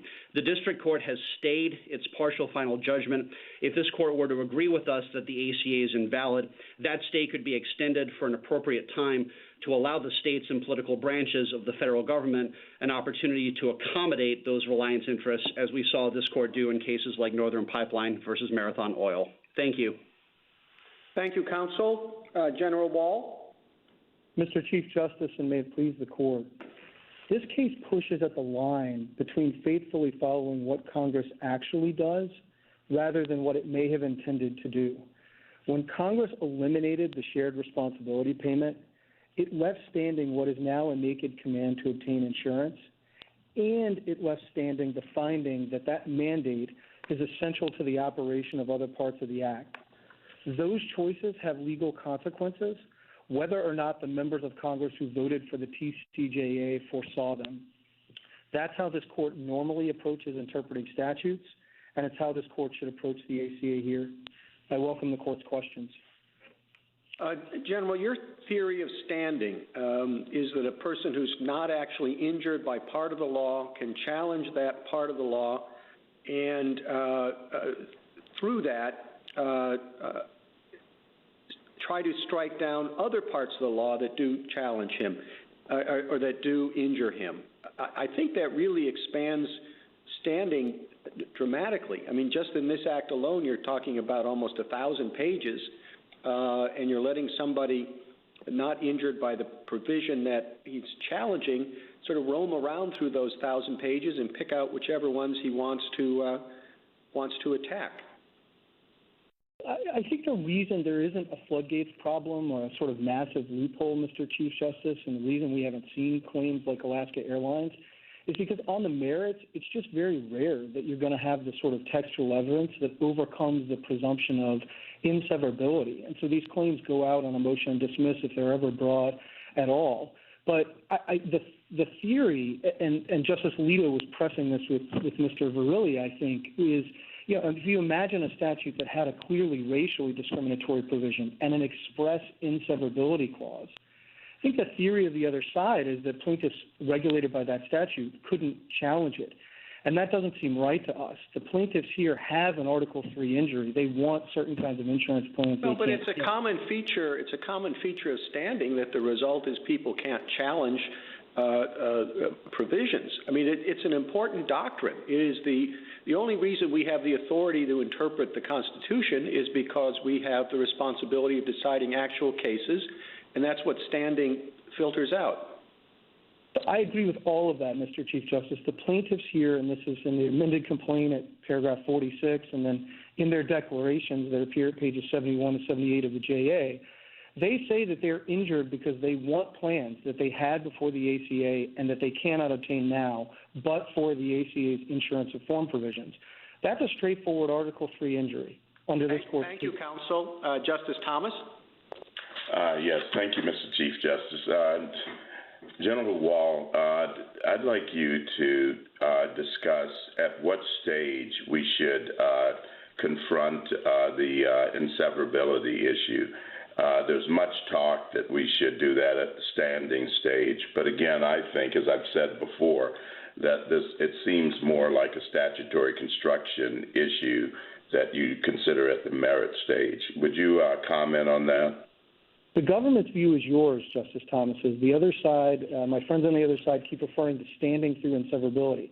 That's not right. Those two are distinct things. The plaintiffs here want insurance plans that they cannot get, that they used to have, but for the ACA.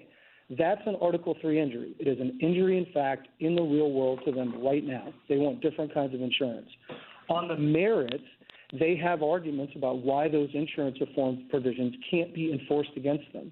And their argument on the merits is that the provisions are tied as a matter of statutory interpretation to the mandate, and the mandate is unconstitutional.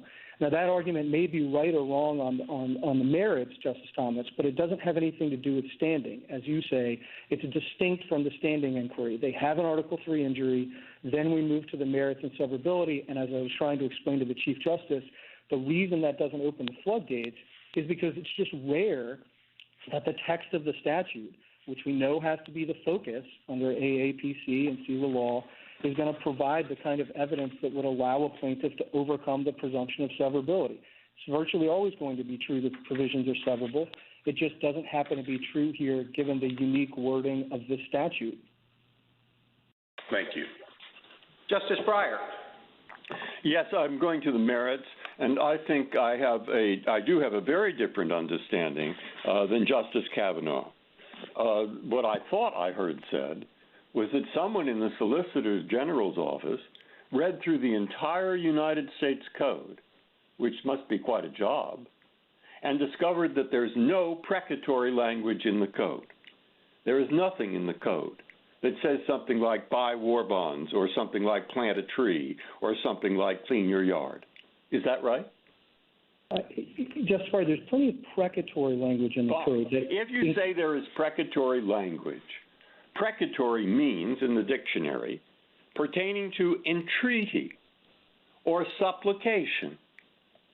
Now, how is it that you know that this mandate, just by itself, without any penalty, is something more than a supplication or an entreaty?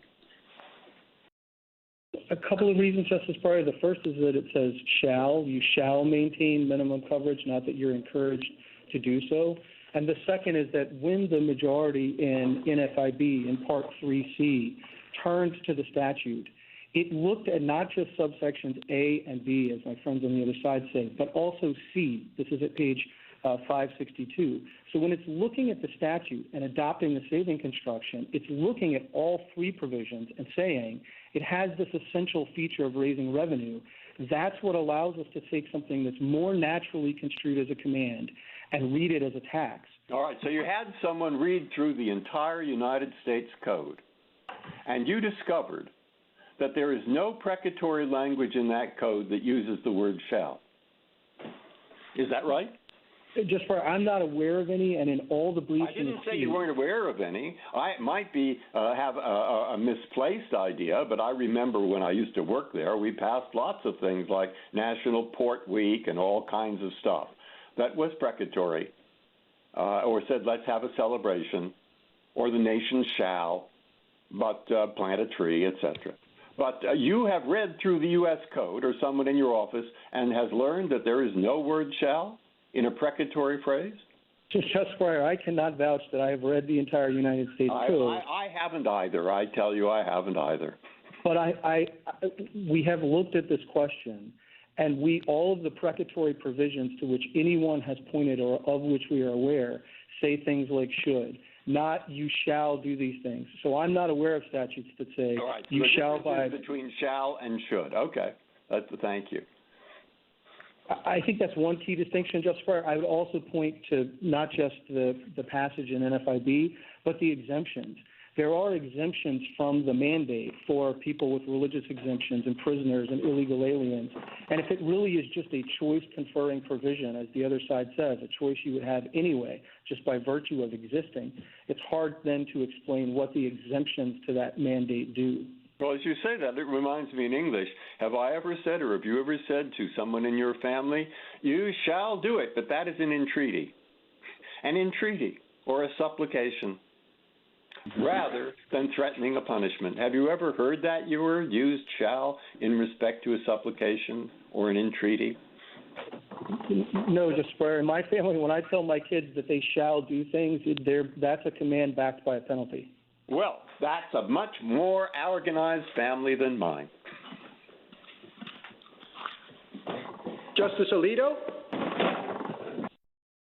Perhaps there's a difference between a supplication and a tax. Are you aware of any provisions in the code in which Congress has purported to use its taxing power to say, you must do this?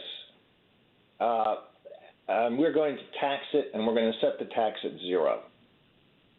No, Justice Alito. The feature of this case that has a strange aspect is the sea change that's occurred in the understanding of the role of the individual mandate between our first Affordable Care Act case and today. At the time of the first case, there was strong reason to believe that the individual mandate was like a part in an airplane that was essential to keep the plane flying, so that if that part was taken out, the plane would crash. But now, the part has been taken out, and the plane has not crashed. So if we were to decide this case the way you advocate, how would we explain why the individual mandate in its present form is essential to the operation of the Act? So I think a couple of things, Justice Alito. Yes, our basic position is that the finding and the findings are the functional equivalent of a targeted inseverability clause. The government said that back in NFIB. If the court, the joint dissenters agreed with that, I think, and if the court had invalidated the mandate, I think there's good reason to believe that the court would have and should have also invalidated with it guaranteed issue and community rating, because that was the most natural way to read the finding. And if that was the most natural way to read that finding, its text, before 2017, it's still the most natural reading. Nothing about the text of 2017 changed. Congress did a very targeted thing in 2017. It said we don't want people to have to make this payment anymore if they don't want to get insurance.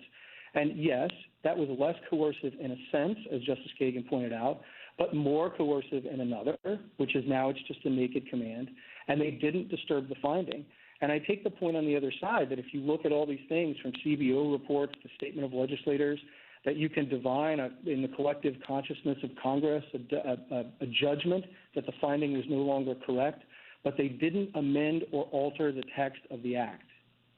Thank you, General. Justice Sotomayor? Counsel, do you concede that Congress has the authority to enact taxes with delayed start dates? Yes, Justice Sotomayor. Okay. Can Congress also enact taxes that phase out some years in the future, 10% this year, 8% next year, going down by 2 until 5 years from now? Can Congress do that? Absolutely. And okay, so that you agree that if in 2020 Congress had enacted the share responsibility payment, the tax, to phase in 2014 and phase out in 2009, that would have been permissible, correct? Yes, I think it would have. Let me finish, counsel. If Congress had, in the TCJA, provided that the shared responsibility payment would be 0 in 2019 and 2020 and 2021, but would phase back in as of 2022, would that be constitutional? I want to say one thing, Justice Sotomayor, which is I believe it would, but I think all of that would have been evidence before the court in NFIB why you wouldn't read it as a tax, because if you were sort of phasing it out, it would look more like a penalty that you were graduating down. But all that Congress did, answer the question to my last hypothetical. If Congress had, in the TCJA, provided that the shared responsibility would be 0 for the first 3 years, but would start up at a certain percentage in 2022. Would that be constitutional? If they had just delayed the payment of the shared responsibility payment, Justice Sotomayor, yes. I believe that. So what's the difference between that and a decision often made by Congress that for a certain number of years, whatever fines, penalties, taxes were due from people, they're not going to collect? We've had cases with that where I think we had a case just last year where Congress was going to pay a bonus to soldiers and suspended that bonus for 3 years and then reapplied it later. What's the difference between that constitutionally? If Congress has the power constitutionally to delay, to extinguish, to restart, why is this any different, that at least 2 Congresses have chosen to forego the tax, but another Congress has the power not to? All of those other provisions, Justice Sotomayor, are written naturally like taxes. They say if you do a thing or you don't do a thing, you make a payment. The reason this is different is because once you eliminate the revenue-raising function, it's not naturally written like a tax, as the Chief Justice recognized. It was never most naturally thought of as a tax. What allowed it to be reasonably construed as a tax was the revenue-raising function. Once you've cut that out of the statute, it no longer reads like any of those provisions that have suspended or delayed taxes. It reads very differently if you set them side by side. Justice Kagan? General Wall, assume for the moment that I don't really buy your standing through inseverability theory. Could you tell me what your view is about whether the states or the individual plaintiffs have standing here? We haven't taken a position on that, Justice Kagan, because we think I know you haven't. I know you haven't, General, but I'm asking you for one, because we have to take a position on it, and think of this as a one-justice CBSG. Justice Kagan, I think Justice Barrett was asking some very difficult questions about traceability with respect to the individual respondents. With respect to the states, I think at page 22 of Texas's brief, it's pointing to reporting and administrative costs in its direct role as an employer, and I think that might be enough to get the state standing. But again, I want to emphasize the United States has not taken a position on that.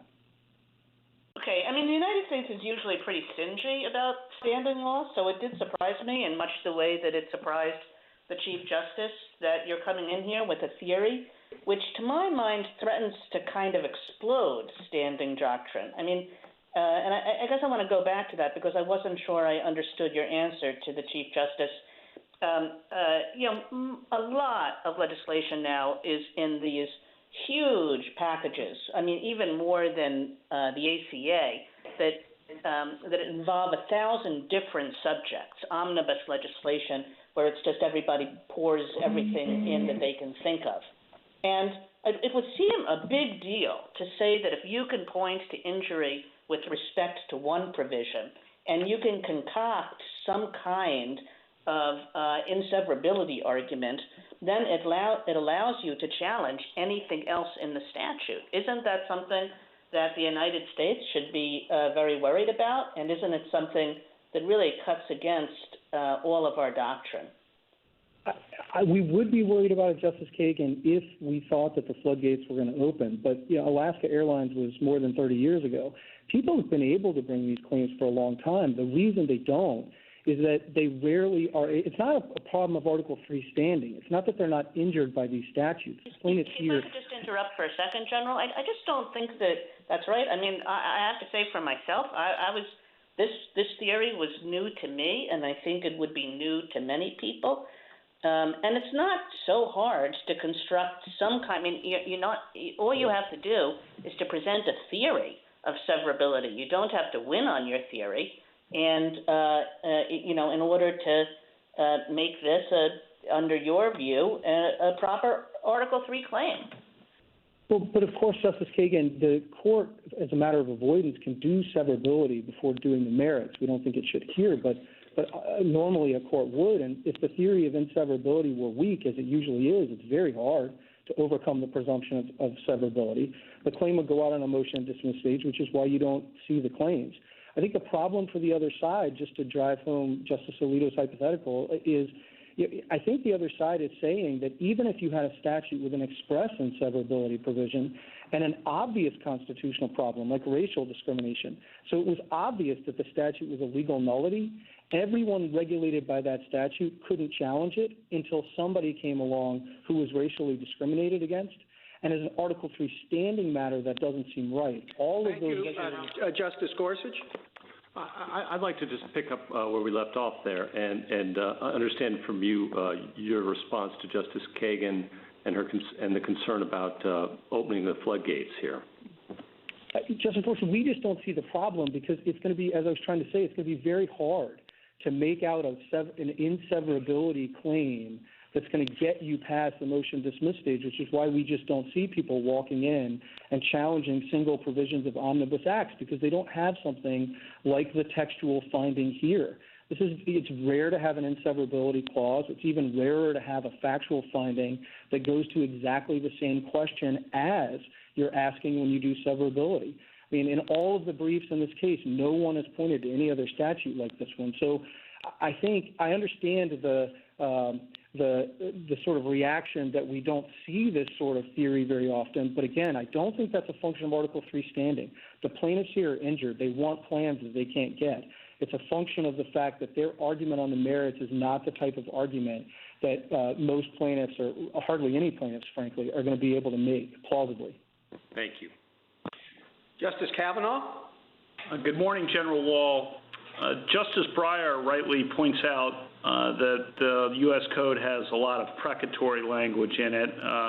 My understanding matches his on that point. And to the extent the mandatory language here might be different and unusual, which was my question earlier, I think his question suggests, well, why not just construe this language as being similar to those precatory provisions that are strewn about the U.S. Code, which probably is both a standing and merits question, as I understood him to be asking.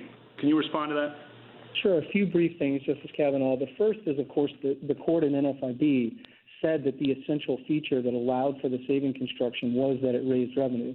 Once Congress has eliminated that, I think they cut out the basis for the saving construction, and then you have the word shall, which the Chief Justice recognized in NFIB is most naturally read as a command. It's read as a command in all of these other statutes. So I think the court would have to extend or stretch NFIB further than the court went there.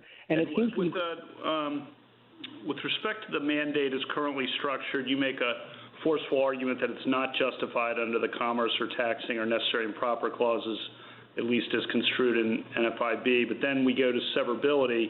And I understood your opening comments to say that the findings in the original act are, in essence, the equivalent of an inseverability clause. And I just want to test that for a second. I mean, as you know, we have a strong background presumption of severability, which reflects a long-standing understanding of how Congress works and our respect for Congress's legislative role under Article I. And it also establishes a clear default rule, or fairly clear default rule, against which Congress can legislate. And Congress knows how to write an inseverability clause, but this language is different from how that usually looks. So I just want to give you an opportunity to respond to that. Sure. So everyone agrees that there's no magic words requirement. And at that point, the finding speaks directly to the question here. It says the mandate, the requirement that you get into the market, is essential to guaranteed issue and community rating. And if, as the Joint Dissenter said in NFIB, once that triad is down, and as the Court appointed amicus said there, it's very hard to limit it to the triad. It takes down the other pieces of the act. So I take the point, Justice Kavanaugh, that it's not written in the way one normally sees an inseverability clause, but it speaks directly to the question that the inseverability clause is meant to address, which is, what is in the act that the mandate is essential to, and by its very terms, it says, and that's why I think the government argued powerfully in NFIB that it's the equivalent of a targeted inseverability clause. Thank you. Justice Barrett.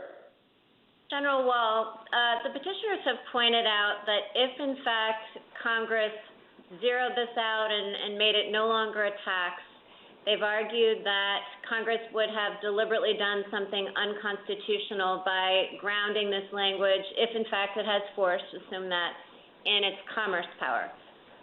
Do you think that it's indisputable that NFIB would render such an exercise of the commerce power unconstitutional? And I'm asking because, there were 5 justices who thought that, but it wasn't a majority opinion who said it. So do you think there's room for doubt on that score? So I do think there is a passage in Part 3C, which was joined by 5 members of the court, that does say it can't be upheld under the Commerce Clause, Justice Barrett. But even if it weren't, yes, I think it is clear from NFIB that if it is read as a command, that is not permissible under the Commerce Clause. And I don't even take any of the parties, I don't take the House or California to be disagreeing with that. They're just disagreeing on the statutory question of how best to read it. And one quick point on that to finish my answer to Justice Kavanaugh, it says shall, but I think at that point it's very difficult to make shall do the work of should. That's just more work than avoidance can do. That move would be open to the court in every case, like Lopez or Morrison. You could say, well, it just says that you shouldn't bring guns into school zones, or you shouldn't commit domestic abuse.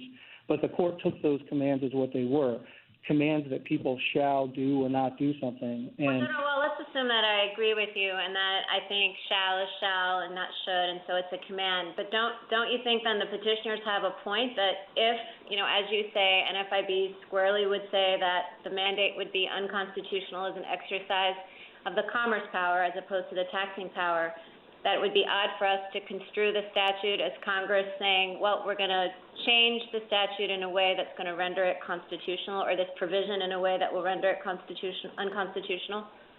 I think they have a fair point that if you were trying to define the collective consciousness of Congress, it may be that many or most of its members didn't understand the legal consequences of what it was doing because all they were doing was something more targeted, and they weren't thinking about the broader provisions or the findings or any of the rest. So I think it's fair to say that they didn't focus on this, but I don't think it's fair, Justice Barrett, to say that the court shouldn't apply the act by its terms just because that would create a constitutional problem. That's exactly what NFIB said would be the case, and that's what Congress did, whatever it may have been thinking or whatever it might have intended to do. Thank you. A minute to wrap up, General. Thank you, Mr. Chief Justice. As you wrote in NFIB, quoting Chief Justice Marshall, the peculiar circumstances of the moment may render a measure more or less wise, but cannot render it more or less constitutional. As it now stands, subsection A requires every law-abiding American to obtain health insurance unless they fall within one of 3 exemptions. That broad mandate, whatever its wisdom or practical import, exceeds Congress's enumerated powers, and the court should so hold. As for what that defect means for the ACA, Congress left standing the answer it gave in enacting the ACA. And whatever one's view of the wisdom of that answer in retrospect, the court should respect Congress's answer, adhere to the text of the ACA, stay its mandate, and allow the political branches to decide how to proceed given the peculiar circumstances of this moment. Thank you. Thank you, General. General Mongan, you have 3 minutes for rebuttal. Thank you, Mr. Chief Justice. I have 3 points. First, if you read the text respondent's way, you have to attribute to the 2017 Congress an intent to impose the very command this court said would be unconstitutional. The court should avoid that result if there's any other possible way to read the text. And here there's an obvious alternative. If you adhere to the choice construction the court gave to 5000A and NFIB, that just makes the statute inoperative. A choice between buying insurance or doing nothing. Now, that's a somewhat unusual statute, but it aligns with this court's authoritative construction. It's exactly how Congress and the President understood the amendment and what they told their constituents they were doing. It allows Americans to freely choose whether to buy health insurance. And I think I heard at least one of my friends acknowledge that on that reading, it would be constitutional. Second, AAPC makes clear that there's a strong presumption in favor of severability that can only be overcome with some powerful objective basis. Respondents cannot identify one here.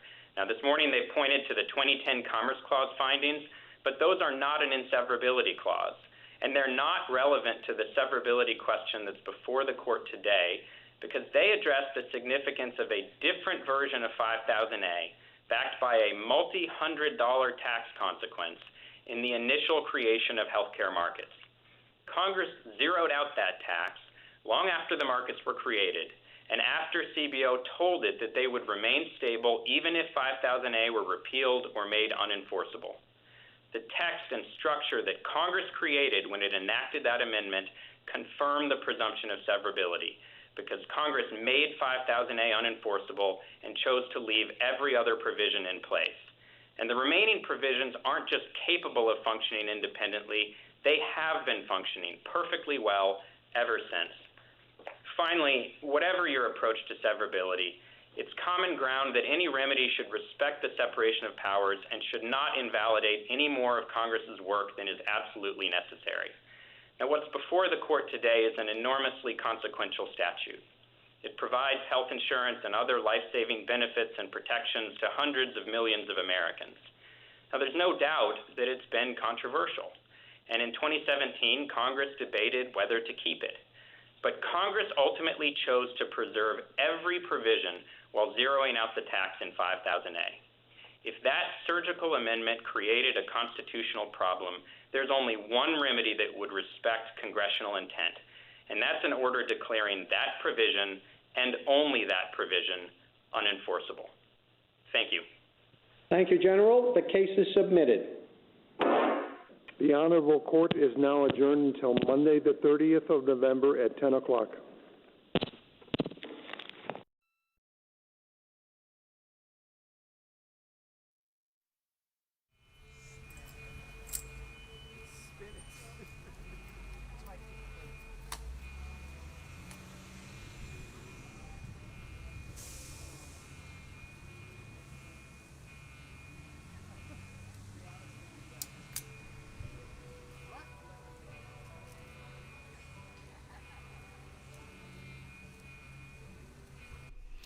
And the Supreme Court just heard oral arguments on whether the Affordable Care Act should be